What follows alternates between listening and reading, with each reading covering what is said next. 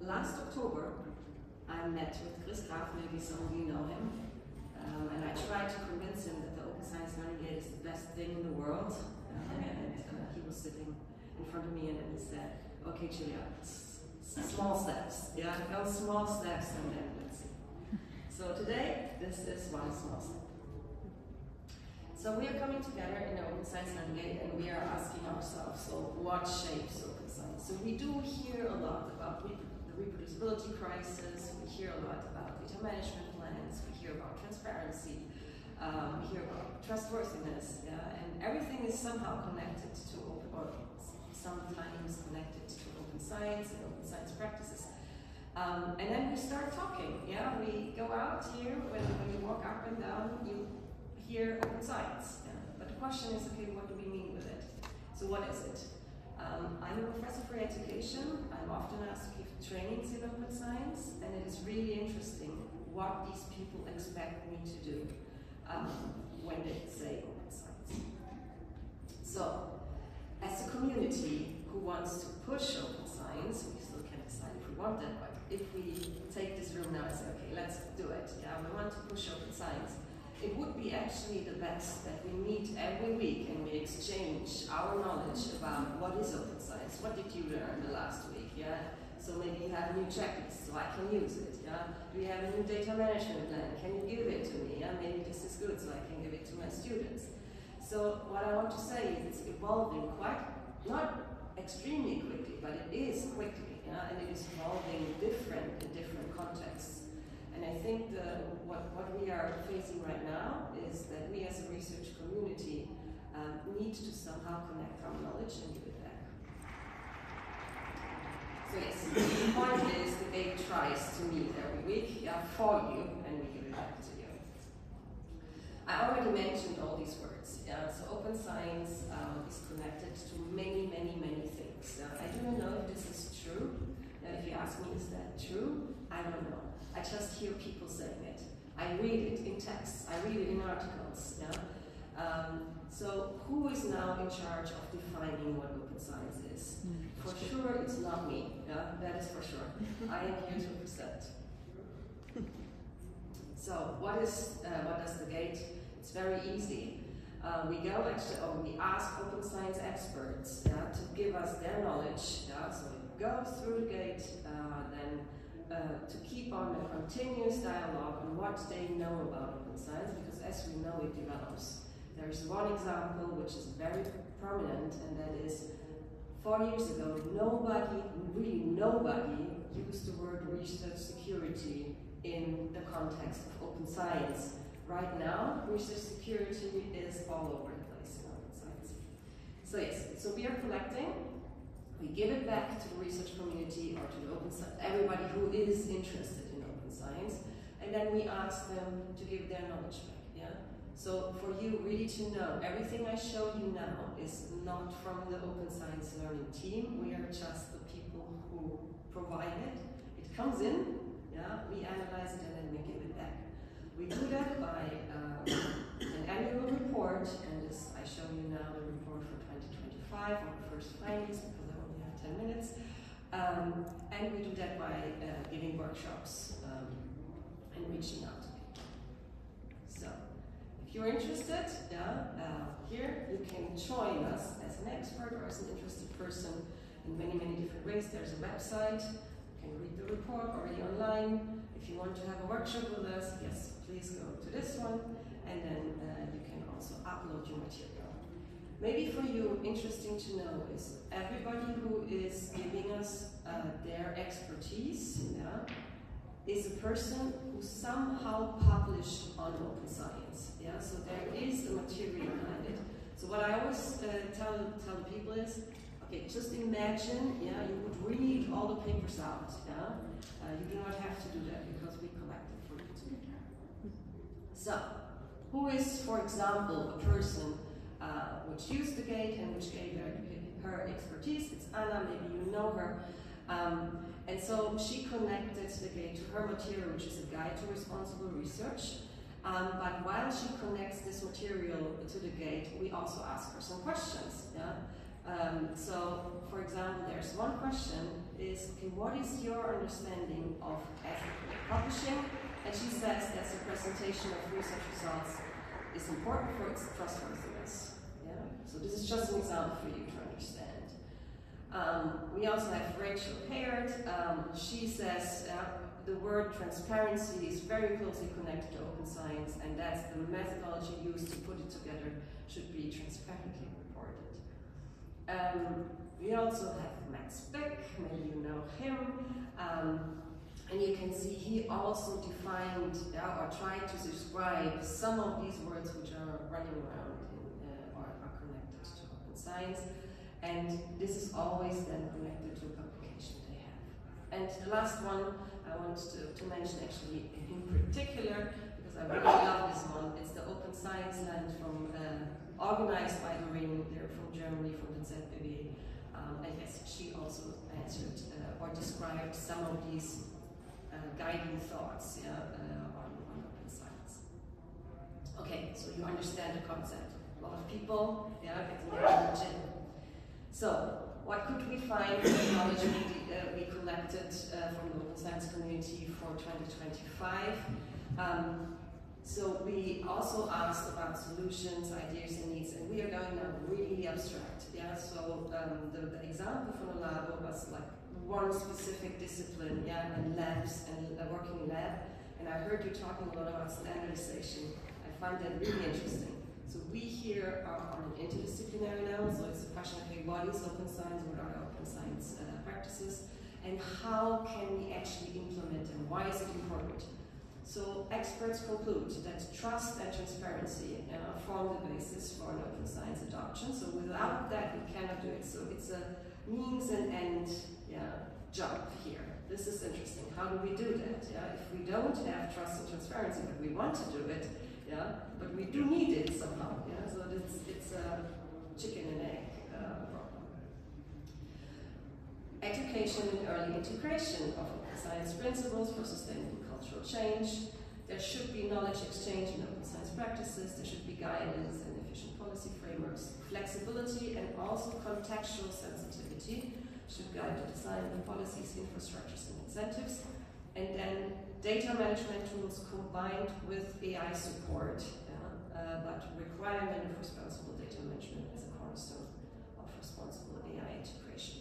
So these are really like general ideas which are coming from the open science experts for the community who say, okay, this should be the direction we are going when we start capacity, when we continue and develop capacity building in open science. When we ask these experts, okay, what do you connect with open science? What are your thoughts? Why is open science important? They answer many different things. I already said transparency, integrity. I would say 60. We actually prompt 16 terms right now because it was so all over the place. But they can even add more. We tried to get them together now, like to make a thematic analysis on it, and we can see that out of 133 statements, open science is most often connected to transparency and reproducibility. You see it in the middle. Available and accessible knowledge. It is also connected to research culture and research values. It is a little dot on capacity building for me. It is connected to equity and inclusion, to collaborative science, to the public good. I guess it's the research in relation to research as a public good, and to the boundaries of progress. So these are the main themes from the experts. When we had a look from a different angle, in a sense of, okay, but from which perspective are these experts coming, we could also see that they're concentrating or focusing on different traits, and these traits are practices, so they always say, okay, you can talk about open science, this is like this meta, you go on meta, but we shouldn't do that. We should really stay on practices. For example, checklists, data management, as I said, or to check codes, and all these different things we already have as practices. Others say, no, that doesn't work. This is only compliance. So we train them in compliance. They say it's about values. Yeah, we do have to build capacity in societal orientation and also research orientation. Yeah, so we need researchers to understand why it is important to be transparent. Yeah, to follow that idea. And others then focused more even on enabling conditions, and then focusing more on tensions. Tension, for example, would be as open as possible, as close as necessary, and how this shifts now. Yeah, so where is the limit? Where is the line? Yeah, can you please tell me? And the third approach we did is the meta themes. As you can see, this is not really like big, but I think it's interesting to see if open science is connected to a system transformation, it's connected to science as a public good, to trust in science, and also to tensions and trade-offs. Yeah?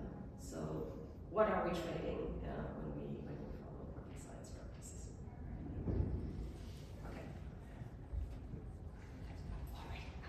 Okay, last slide here.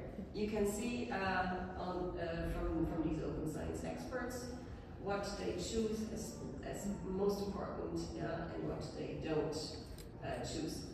It's not that they say this is important or not important. It is like when you now go and look into the open science landscape, you will find more unfair data than on care principles. What does that mean is if somebody starts capacity building right now, they will be just confronted with these, more with fair data than with care principles. And the question is, should it stay that way? So, if you think it should not stay that way, or it should alter, or this is not, what, or something is missing, we actually need your voice, so please, enter your knowledge into the GATE service, or organize a workshop together with us so that we can build together the next generation of students and also researchers who use open science practices.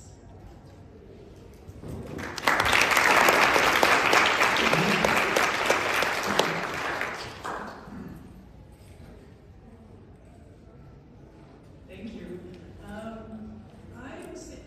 I worked as a research data manager for a couple of years, and what I've really noticed very often is that when I was advising new researchers, young researchers, on all of these open science related things, they would actually be super interested in learning about this and really willing to implement these things.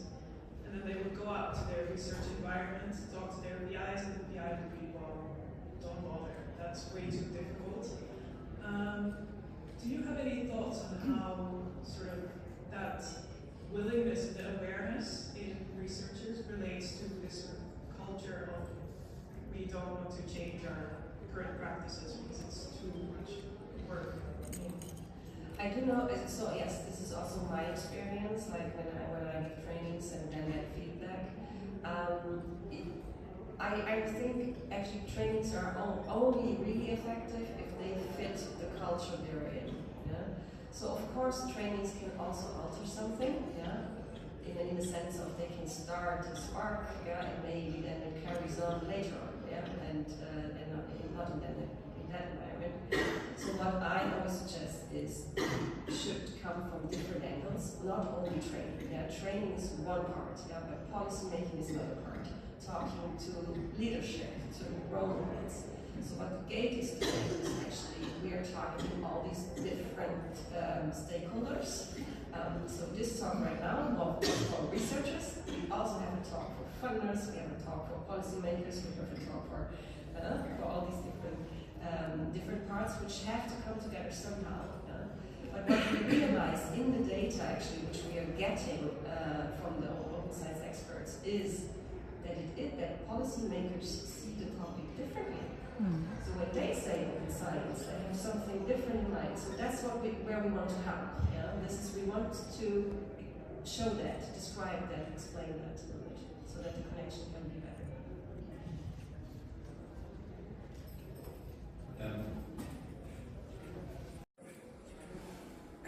What is the composition essentially of the GATE community?